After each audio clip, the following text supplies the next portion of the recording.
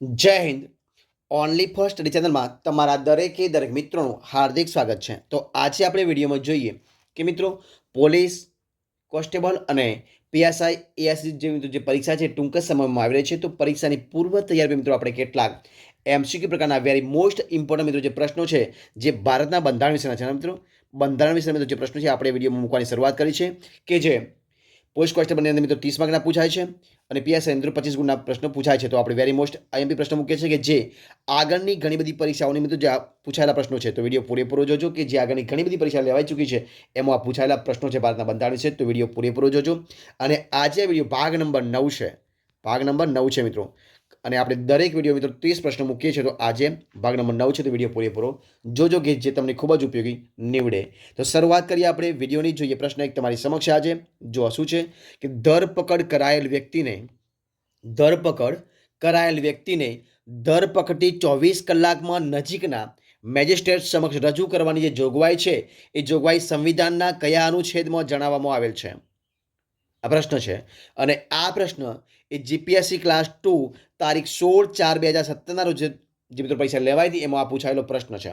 તો ધરપકડ કરાયેલ વ્યક્તિને ધરપકડથી 24 કલાકની અંદર નજીકના મેજિસ્ટ્રેટ સમક્ષ રજૂ કરવાની જોગવાઈ છે એ જોગવાઈ સંવિધાનના અનુચ્છેદ નંબર 22ની અંદર શેમાં મિત્રો અનુચ્છેદ નંબર 22ની અંદર એની જોગવાઈ જણાવવામાં આવે છે એટલે જોગવાઈ કરવામાં આવે છે. તો જવાબ શું આવશે? ઓપ્શન એ જવાબ આવશે 22 અનુચ્છેદ. જોઈએ પ્રશ્ન આગળ આપણે. શું જે પ્રશ્ન આગળ છે કે ભારતીય બંધારણમાં કેન્દ્ર અને રાજ્યો વચ્ચે સત્તાના સ્પષ્ટ વિભાજનની કેટલી યાદીઓ મૂકવામાં આવી છે? જવાબ શું આવશે? ઓપ્શન બી જવાબ આવશે. એટલે કે 3 યાદીઓ મૂકવામાં. કેટલી યાદીઓ? 3 યાદી મૂકવામાં આવી છે. જવાબ આવશે ઓપ્શન બી જવાબ બનશે. જોઈએ આપણે પ્રશ્ન આગળનો. શું છે પ્રશ્ન છે કે ભારતના સંવિધાનના અનુચ્છેદ નંબર 101ની જોગવાઈ પ્રમાણે જો સંસદના કોઈ પણ ગૃહનો સભ્ય ગૃહની અગાઉથી પરવાનગી લીધા સિવાય કેટલા દિવસ ગૃહની તમામ બેઠકોમાં ગેરહાજર રહે તો ગૃહ તેની બેઠક ખાલી જાહેર કરી શકે છે?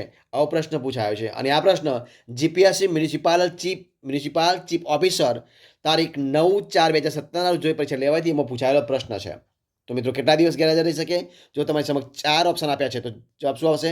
ઓપ્શન બી 60 દિવસ જો ગેરહાજર રહે. કેટલા દિવસ? 60 દિવસ. તો જગ્યા ખાલી જાહેર થશે. જવાબ આવશે ઓપ્શન બી 60 દિવસ. પ્રશ્ન આપણે આગળ ચર્ચા કરીએ. જો પ્રશ્ન શું છે કે અંદાજપત્રને કોણ તૈયાર કરે છે? તો જવાબ શું આવશે? ઓપ્શન સી નાણાપ્રધાન. અંદાજપત્ર હોય એને નાણાપ્રધાન તૈયાર કરે. જવાબ આવશે ઓપ્શન સી નાણાપ્રધાન. પ્રશ્ન આપણે આગળ ચર્ચા કરીએ. જો શું છે પ્રશ્ન છે કે જો પ્રશ્ન શું છે? પ્રશ્ન છે કે મેમોરેન્ડમ ઓફ પ્રોડ્યુસર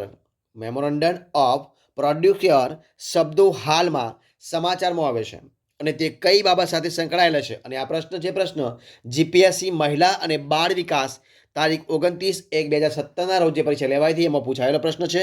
તો મેમોરેન્ડમ ઓફ પ્રોડ્યુસર શબ્દો હાલમાં સમાચારમાં આવે છે તે એ ન્યાયાલયોમાં નિમણૂક માટે શેના માટે સંકળાયેલા છે? જે ન્યાયાલય હોય એ ન્યાયાલયોમાં નિમણૂક માટે એ શબ્દો સંકળાયેલા. જવાબ શું આવશે? ઓપ્શન બી ન્યાયાલયમાં નિમણૂક માટે. ઓપ્શન બી જવાબ બનશે. જોઈએ પ્રશ્ન આપણે ચર્ચા કરીએ. શું છે પ્રશ્ન કે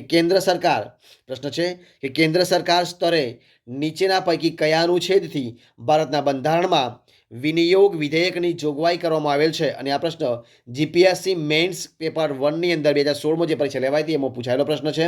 તો અનુચ્છેદ મિત્રો આવશે 114 નંબરનો. શું આવશે? ઓપ્શન ડી જવાબ આવશે અનુચ્છેદ 114 નંબર. ઓપ્શન ડી જવાબ બનશે. જોઈએ આપણે પ્રશ્ન આગળ ચર્ચા કરીશું. જે પ્રશ્ન જો કે સર્વોચ્ચ અદાલતમાં એક મુખ્ય ન્યાયાધીશ ઉપરાંત અન્ય કેટલા ન્યાયાધીશો હોય છે મિત્રો? તો સર્વોચ્ચ અદાલતની અંદર એક મુખ્ય ન્યાયાધીશ ઉપરાંત બીજા 33 ન્યાયાધીશો. જવાબ આવશે ઓપ્શન બી 33 ન્યાયાધીશો. ઓપ્શન બી જવાબ બનશે 33 ન્યાયાધીશો. પ્રશ્ન આપણે આગળ ચર્ચા કરી જોશું. જે પ્રશ્ન કે લોકપાલ શબ્દ સૌપ્રથમવાર કોના દ્વારા પ્રયોજવામાં આવ્યો હતો? અને આ પ્રશ્ન જીપીએસસી પેપર 1 2017માં જે પરીક્ષા લેવાઈ હતી એમાં પૂછાયેલો પ્રશ્ન છે. તો લોકપાલ શબ્દ સૌપ્રથમવાર એલ એમ સિંઘવીના દ્વારા પ્રયોજવામાં આવ્યો હતો. જવાબ આવશે option D L M Singhvi. Option D જવાબ. જોઈએ પ્રશ્ન આગળ આપણે કે ગોવા કઈ જગ્યાએ? ગોવા દમણ અને દીવ છે ત્યાં આગળ પોર્ટુગીઝ શાસનમાંથી ક્યારે મુક્ત થયા? તો ગોવા, દમણ અને દીવ એ પોર્ટુગલ શાસનમાંથી જ્યારે મુક્ત થયા છે. આ પ્રશ્ન છે એ જીપીએસસી ક્લાસ 2ની અંદર 4/3/2017 જે પરીક્ષા લેવાઈ તેમાં પૂછાયેલો પ્રશ્ન છે.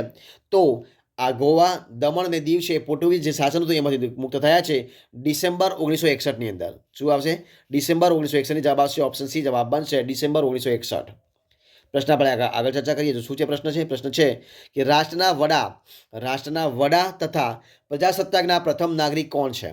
રાષ્ટ્રના વડા તથા પ્રજાસત્તાકના પ્રથમ વડા કોણ છે? તો મિત્રો એ છે રાષ્ટ્રપતિ. ઓપ્શન જવાબ આવશે રાષ્ટ્રપતિ. ઓપ્શન જવાબ બનશે. જોઈએ પ્રશ્ન આપણે આગળ ચર્ચા કરીએ કે અનુસૂચિત જાતિઓ અને જનજાતિઓનો ઉલ્લેખ સંબંધિત રાજ્યના રાજ્યપાલની સલાહથી કોના આદેશ દ્વારા કરવામાં આવ્યો છે? તો જવાબ આવશે ઓપ્શન એ રાષ્ટ્રપતિ. ઓપ્શન જવાબ આવશે રાષ્ટ્રપતિ. ઓપ્શન એ જવાબ. જોઈએ પ્રશ્ન આપણે આગળ ચર્ચા કરીએ કે લોકસભામાં શું છે પ્રશ્ન? લોકસભામાં કુલ સભ્યોની સંખ્યામાંથી રાજ્યોમાંથી સીધા ચૂંટાયેલા કેટલા સભ્યો હોય છે?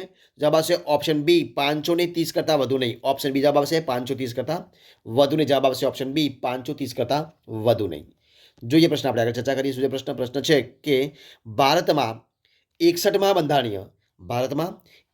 નંબરના બંધારણીય સુધારા દ્વારા કયા વર્ષમાં લોકસભા અને વિધાનસભામાં મતાધિકારની ઉંમર 21 વર્ષથી ઘટાડીને 18 વર્ષ કરવામાં આવી છે?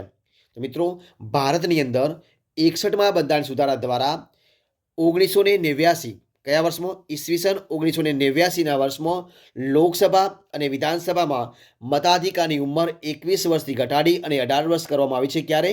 તો ઈસવીસન 1989ની અંદર. ઓપ્શન ડી જવાબ બનશે. ઈસવીસન 1989. ઓપ્શન ડી જવાબ બનશે. જોઈએ પ્રશ્ન આપણે આગળ ચર્ચા કરીએ તો પ્રશ્ન છે કે સંઘ યાદીમાં શું છે પ્રશ્ન? સંઘ યાદીમાં કાયદો ઘડવાની સંપૂર્ણ સત્તા કોની પાસે છે? તો સંઘ યાદીની અંદર કાયદો ઘડવાની સંપૂર્ણ સત્તા છે. ઓપ્શન જવાબ સંસદ પાસે. ઓપ્શન જવાબ આવશે સંસદ પાસે છે. ઓપ્શન જવાબ સંસદ. પ્રશ્ન આપણે આગળ ચર્ચા કરીએ કે ભારતીય બંધારણનો શું છે પ્રશ્ન? ભારતીય બંધારણનો 73મો અને 74મો બંધારણીય સુધારો કયા રાજ્યને લાગુ પડતો નથી એવું પૂછ્યું છે? શું જવાબ આવશે? લાગુ પડતી નથી એવું પૂછ્યું છે. અને આ પ્રશ્ન જીપીએસસી ક્લાસ 2 તારીખ 12/2017 રોજ જે પરીક્ષા લેવાઈ હતી એમાં પૂછાયેલો પ્રશ્ન છે. તો ભારતીય બંધારણનો 73 અને 74મો જે બંધારણીય સુધારો છે એ જે નાગાલેન્ડ રાજ્ય છે, કયું રાજ્ય? નાગાલેન્ડ રાજ્ય છે એને લાગુ પડતો નથી. એટલે જવાબ આવશે ઓપ્શન સી. બાકી ગોવા, હિમાચલ પ્રદેશ અને ઓરિસ્સાને લાગુ પડે છે, પરંતુ નાગાલેન્ડ લાગુ પડતું નથી. જવાબ આવશે ઓપ્શન સી આપણું નાગાલેન્ડ. પ્રશ્ન આપણે આગળ ચર્ચા કરીએ કે રાષ્ટ્રપતિને શું છે પ્રશ્ન? રાષ્ટ્રપતિને રાષ્ટ્રીય કટોકટી ક્યારે જાહેર કરી શકે છે? રાષ્ટ્રપતિ રાષ્ટ્રીય કટોકટી ક્યારે જાહેર કરી શકે છે? જવાબ આવશે ઓપ્શન સી યુદ્ધ, બાહ્ય આક્રમણ કે આંતરિક વિદ્રોહ થાય ત્યારે. શું છે? યુદ્ધ, બાહ્ય આક્રમણ કે આંતરિક વિદ્રોહ થાય ત્યારે એ જાહેર કરી શકે. જવાબ આવશે ઓપ્શન સી યુદ્ધ, બાહ્ય આક્રમણ અને આંતરિક વિદ્રોહ થાય ત્યારે. ઓપ્શન સી જવાબ બનશે. એટલે કે ઓપ્શન સી જવાબ. જોઈએ પ્રશ્ન આપણે ચર્ચા કરીએ કે સંઘ અને દરેક રાજ્ય સરકાર અનુસૂચિત જાતિઓને અસર કરતી તમામ મહત્વની નીતિ વિષયક બાબતો અંગે અનુસૂચિત જાતિઓ માટેના રાષ્ટ્રીય આયોગ સાથે પરામર્શ કરશે તેવી જોગવાઈ ભારતના સંવિધાનમાં કયા અનુચ્છેદમાં કરવામાં આવી છે? અને મિત્રો આ જે પ્રશ્ન છે પ્રશ્ન કોમર્શિયલ ટેક્સ ઇન્સ્પેક્ટર પેપર 2 તારીખ 28/5/2017 રોજ મિત્રો જે પરીક્ષા લેવાઈ હતી એમાં પૂછાયેલો પ્રશ્ન છે. તો શું આવશે મિત્રો? જવાબ આવશે અનુચ્છેદ નંબર કયો આવશે? અનુચ્છેદ નંબર 338(9). શું આવશે? અનુચ્છેદ નંબર 338(9) ની અંદર. ઓપ્શન ડી જવાબ બનશે. ઓપ્શન ડી જવાબ અનુચ્છેદ નંબર 338(9). જે પ્રશ્ન આગળ ચર્ચા કરીએ કે તાલુકા પંચાયતના શું છે પ્રશ્ન? તાલુકા પંચાયતના વહીવટી વડા કોણ છે? તો તાલુકા પંચાયતના વહીવટી વડા છે ઓપ્શન એ જવાબ ટીડીઓ. કોણ છે? ઓપ્શન એ જવાબ ટીડીઓ એટલે કે તાલુકા વિકાસ અધિકારી ટીડીઓ. ઓપ્શન એ જવાબ બનશે ટીડીઓ. જોઈએ પ્રશ્ન આગળ. વિશ્વમાં બાળ અધિકારો કોને જાહેર કર્યા છે? તો વિશ્વની અંદર 12 અધિકારો જાહેર કર્યા છે સંયુક્ત રાષ્ટ્રોએ. કોને? ઓપ્શન એ જવાબ આવશે સંયુક્ત રાષ્ટ્રોએ. ઓપ્શન એ જવાબ આવશે સંયુક્ત રાષ્ટ્રો. ઓપ્શન એ જવાબ. જોઈએ પ્રશ્ન આપણે આગળ ચર્ચા કરીએ કે સામાજિક અને શૈક્ષણિક રીતે પછાત વર્ગોની સ્થિતિની તપાસ કરવા માટે રાષ્ટ્રપતિ આયોગની નિમણૂક કરશે એવી જોગવાઈ ભારતના સંવિધાનમાં કયા અનુચ્છેદમાં કરવામાં આવી છે? અને આ પ્રશ્ન છે પ્રશ્ન કોમર્શિયલ ટેક્સ ઇન્સ્પેક્ટર પેપર 2 તારીખ 28/5/2017 રોજ જે પરીક્ષા લેવાઈ તેમાં પૂછાયેલો પ્રશ્ન છે.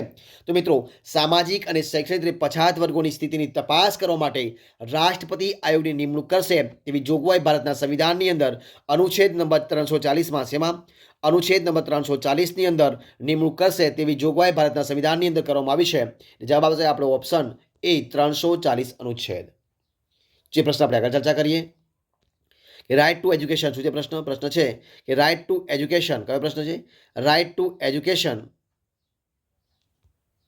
એ પ્રશ્ન છે કે રાઇટ ટુ એજ્યુકેશન અધિનિયમ 2009 મુજબ કેટલા વર્ષના બાળકને મફત શિક્ષણ આપવાની સગવડ છે? અને પ્રશ્ન જીપીએસસી ક્લાસ 1 તારીખ 15/2017 જે પરીક્ષા લેવાઈ તેમાં પૂછાયેલો પ્રશ્ન છે. તો રાઇટ ટુ એજ્યુકેશન અધિનિયમ 2009 મુજબ એ 6 થી 14 વર્ષના 6 થી 14 વર્ષના જે બાળક છે એ 6 થી 14 વર્ષના બાળકને મફત શિક્ષણ આપવાની જોગવાઈ છે, એટલે કે સગવડ છે. જવાબ આપશે ઓપ્શન બી 6 થી 14 વર્ષના બાળકોને. જોઈએ પ્રશ્ન આપણે આગળ ચર્ચા કરીએ. શું છે પ્રશ્ન છે કે કોઈ પણ વ્યક્તિને ધર્મ જાતિને કારણે નીચેના પૈકી કયા સ્થળે પ્રવેશ રોકી શકાય છે? તો જીપીએસસી કૃષિ અધિકારી ક્લાસ 2 15/1/2017 રોજ આ પ્રશ્ન પૂછાઈ ચૂકેલો છે.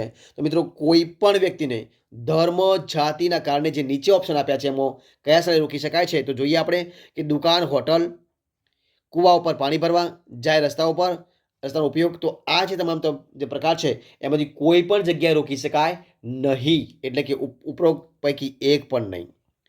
ધર્મ જાતિના કારણે કોઈ પણ સ્થળે રોકી શકાય. જવાબ આવશે ઓપ્શન ડી કોઈ પણ સ્થળે, એટલે કે દુકાન હોય, હોટલ હોય, કૂવા પર પાણી ભરવા હોય, જાહેર રસ્તા ઉપર કોઈ પણ જગ્યાએ રોકી શકાય નહીં ધર્મની જાતિના કારણે. ઓપ્શન ડી જવાબ બનશે ઉપરોક્ત એક પણ નહીં. જોઈએ પ્રશ્ન આપણે આગળ. શું છે પ્રશ્ન કે ભારતના બંધારણનો પ્રશ્ન છે કે ભારતના બંધારણનો અનુચ્છેદ 1 કહે છે શું કહે છે? અને આ પ્રશ્ન જીપીએસસી પેપર 1ની અંદર જે 2017માં પરીક્ષા લેવાઈ તેમાં પૂછાયેલો પ્રશ્ન છે. તો મિત્રો, ભારતનો જે અનુચ્છેદ 1 છે શું કહે છે? તો એ કહે છે ઇન્ડિયા અર્થાત ભારત રાજ્યનો સંઘ રહેશે. આવું કહે. શું કહે છે? અનુચ્છેદ 1 શું કહે છે કે ઇન્ડિયા અર્થાત ભારત જે રાજ્યનો સંઘ રહેશે, આવું કહે છે. જવાબ આવશે ઓપ્શન બી. જોઈએ આપણે પ્રશ્ન આગળ ચર્ચા કરીએ. શું છે પ્રશ્ન કે અનુસૂચિત જાતિ રાષ્ટ્રીય પંચની રચના કયા અનુચ્છેદ હેઠળ કરવામાં આવી છે? અને આ પ્રશ્ન જીપીએસસી ક્લાસ 1 તારીખ 15/1/2017 રોજ જે પરીક્ષા લેવામાં આવી એમાં પ્રશ્ન પૂછાયેલો પ્રશ્ન છે.